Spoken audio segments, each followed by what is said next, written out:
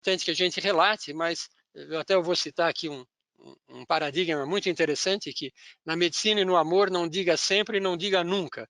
Eu nunca vi um hemangioma transformar-se em hemangiodotelioma, mas, como eu disse, na medicina e no amor, não diga sempre e não diga nunca. Os nossos hemangiomas, os nossos tumores vasculares benignos, o mais comum deles é o hemangioma infantil. É aquela criança que nasce com aquela mancha de sangue e essa mancha de sangue aumenta. Tá? Geralmente na face, no segmento cefálico, mas pode dar em todos os lugares. Olha, eu já mostrei na face, já mostrei no braço, já mostrei no antebraço, agora eu estou mostrando no tórax dessa criança. É uma menina, ela tem 6 anos, tá? Se vocês olharem aqui, já há uma cicatriz, ela já foi submetida a uma cirurgia para retirada desse hemangioma infantil, mas apareceu outro aqui. Quer dizer, o tratamento não foi totalmente eficaz e eficiente, porque está aqui ainda a mancha de sangue incomodando essa menina. Na maioria das vezes eles são benignos, na grande maioria das vezes. Trata-se de uma proliferação celular pós-natal, então uma hiperplasia, mais células, não se sabe por quê, qual é o efeito que leva a isso, e começam descoordenadamente a serem formadas. Parece que existem fatores angiogênicos, quer dizer, de crescimento de vaso, tá? E um dos fatores é um fator chamado GLUT1, que é positivo nesses hemangiomas infantis, então ele fecha o diagnóstico de hemangioma infantil. Nós temos mais mulheres que homens acometidos dessa doença. É o tumor mais comum na criança, volto a dizer benigno sempre, na grande maioria das vezes, e na maioria das vezes é o segmento cefálico, a cabeça da criança, e na cabeça a face, onde eu encontro esses hemangiomas infantis. Diagnóstico é eminentemente clínico. Veja essa criança com essa manchinha de sangue aqui, não é a mesma que eu apresentei no começo, é outra, mas essa região aqui é uma região que aparece muito hemangioma. Tá? É só você olhar e você ver que há essa mancha de sangue. Você pode confirmar isso através de um Doppler ultrassom. Né? Você pode fazer uma ressonância nuclear magnética, uma angiografia. Então, enfia um catéter dentro da artéria da criança, vem até a face super seletiva, esses vasos injeta contraste para dizer que é um hemangioma, ou você pode fazer uma biópsia com colheita desse material, tá, e ver se tem essa enzima GLUT1. Agora vejam só, pessoal, olha aqui, ó. Diagnóstico clínico, você olha e faz o diagnóstico.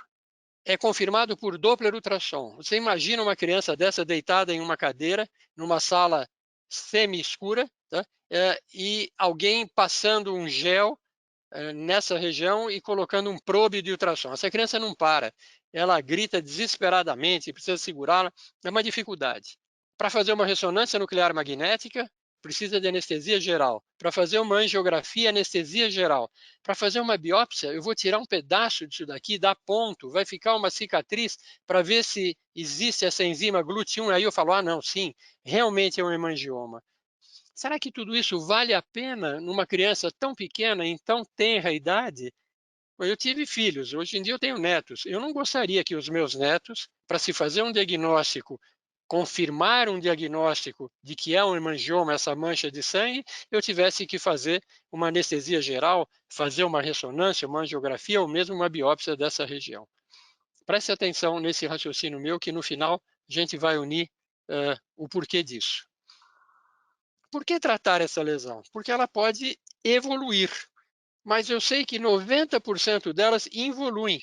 E até os 9 anos de idade, só 10% delas estão aí presentes. Mas 10%, eu não sei quando eu vejo essa criança, se essa criança está nos 90% das lesões que vão involuir, ou se ela está nos 10% das lesões que vão permanecer estáveis, ou mesmo aumentar de tamanho. É uma regressão lenta, mas eu não sei quem é aquela criança. E nem a ressonância magnética, nem o Doppler ultrassom, nem a arteriografia e muito menos a biópsia vão me dizer se aquele hemangioma vai evoluir ou não. Então eu tenho 90% que involui, mas 10% que podem evoluir. Por que eu devo tratar essa criança, então, se só 10% pode aumentar e 90% vão sumir sozinho? Porque quanto antes eu trato essas crianças, quanto antes eu faço aquele hemangioma regredir, eu previno ou reverto complicações que são graves, como infecções, como sangramentos, como flebites com dor. Eu previno desfiguração permanente, porque às vezes o hemangioma cresce tanto que quando ele evolui sozinho, fica um excesso de pele, uma pele feia, uma pele que deixa uma cicatriz. Eu minimizo o impacto psicossocial. O que é isso daí, minimizar impacto psicossocial? Bullying, essa palavra estava na moda, ainda está na moda. Você imagina uma criança que chega numa escola, ela sozinha, sem o pai e a mãe, num lugar que ela não conhece ninguém, com uma mancha dessa de sangue na face. Não tenha dúvida que ela vai ter um apelido, sabe? Não tenha dúvida que ela vai se retrair, não tenha dúvida que ela vai uh, não querer ir à escola, e a família vai sofrer com isso. Então, eu acho que esse é um grande objetivo para que você trate precocemente. Evitar procedimentos agressivos. Lembrem daquela menina que ela já tinha uma cicatriz no tórax e voltou a hemangioma. Então, a cirurgia não resolve totalmente. Se fica um broto de célula, um grupo de células que cresce, eu perdi todo o meu tratamento. Vai aparecer hemangioma de novo. E, com certeza, com o tratamento precoce, eu previno e reduzo cicatrizes, infecção e dor. Olha que coisa horrível, pessoal. Essas complicações, olha. Essa criança tem um hemangioma que está fechando o olho dela, está nascendo na pálpebra inferior, está nascendo aqui nessa região do acanto do olho, e se fechar esse olho fechado 6 meses, involui o nervo óptico e a criança fica cega. Ela nasce enxergando e se você não trata, ela fica cega. Veja o tamanho dessa infecção, desse hemangioma na nádega da criança. Olha, já mostrei hemangioma em todos os lugares, hein? É mais comum na face, mas na nádega. Olha a infecção que tem aqui. Imagine a dor que essa criança tem, tá, com a fralda, com urina, com fezes, nessa região que está infectada. E aqui uma criança que tinha um enorme hemangioma, que não se fez nada e evoluiu, e olha o tamanho do nariz dessa criança. Com certeza, ela vai precisar fazer algum tipo de cirurgia de ressecção na face. Puxa vida, na face de uma criança, isso sempre fica uma cicatriz. Então, acho que vale a pena a gente tratar o hemangioma da maneira mais correta e mais precoce. E como eu trato esse hemangioma? Aqui a história é muito interessante. Propranolol é uma droga que existe há muito tempo. É um beta 1 e beta 2 bloqueador, né? E ele é um excelente hipotensor. Ele nos receptores adrenérgicos, ele faz com que esses receptores beta 1 e beta 2 fiquem bloqueados e com isso há uma vasodilatação e a pressão não sobe naqueles pacientes hipertensos. O que se viu é que existem crianças hipertensas. E essas crianças hipertensas começaram a tomar propanolol. E viram-se que existiam crianças hipertensas e que tinham hemangioma. Coincidentemente, uma coisa não tem nada a ver com a outra. Mas que essas crianças que eram hipertensas e que tinham hemangioma e começaram a tomar propanolol para tratar a hipertensão, o hemangioma sumiu. Opa, então o propanolol não é só um beta 1, beta 2 bloqueador de receptor adrenérgico. Tem alguma coisa aqui que funciona no propanolol, fazendo com que diminua aquela proliferação de células endoteliais, que é a característica do hemangioma. O que se viu é que o propanolol ele age nos fatores de crescimento endotelial, fazendo com que haja uma apoptose dessas células. Isso quer dizer, matando aquelas células daquele local, só daquele local que você tem a hiperproliferação, onde você tem a hiperplasia de células do endotélio, transformando aquelas células endoteliais em adipócitos. Estão fazendo com que haja uma adipogênese. E com isso, aqui que era um tumor vascular, olha, cheio de vaso aqui dentro, depois do propanolol, isso daqui é substituído por gordura e para de passar sangue aqui. Então começou-se a dar propanolol, né, para que você faça um bloqueio dessas células vasculares que estão crescendo de uma maneira desordenada, são transformadas em gordura e com isso o hemangioma vai embora. Existem outros tipos de tratamento? Sim, como esse daqui, aquela criança que tinha o hemangioma no antebraço, eu ressequei. Olha, tem um corte aqui. E por que eu ressequei? Porque eu dei propanolol, tá? Ficou bem menor a lesão, mas não sumiu totalmente. Já era uma criança que tinha 5 anos, então eu resolvi ressecar. Mas olha, fica um corte. Isso no rosto é inconcebível, na face é inconcebível. É bom usar propanolol? É ótimo usar propanolol. Só que o propanolol ele era uma droga usada em comprimidos, em cápsulas. Tá? E como é que eu vou dar isso para a criança? A criança não toma comprimido, não toma cápsula. Então, no começo, isso há 15 anos atrás, pegava-se uma cápsula de propanolol, tá? Tirava o pozinho, punha em água, tá? E fazia-se um cálculo aleatório de quanto eu daria para a criança. Sabendo que a dose de propanolol para adulto ou para criança, para qualquer pessoa, é de 1 a 2 miligramas por quilo por dose. Então, num homem adulto que pesa 70 quilos, ele vai tomar mais ou menos 70 miligramas de propanolol. Eu tenho comprimidos de 40 e comprimidos de 80. Então, eu pegava um comprimido de 40, triturava, punha água e dividia pelo peso da criança, dando 1 a 2 miligramas por peso. Mas não é, eu não consigo levar a droga dessa maneira em água. Quer dizer, desnaturava o propanolol, não chegava aquilo que eu queria, então os resultados não eram tão bons. Tá? Depois começaram-se a vir as suspensões tipo xarope. Tá? Então, o veículo onde se levava o propanolol era xarope. Criança não toma xarope. Criança vomita com xarope, aquilo é espesso. Então, também não foi uma boa saída.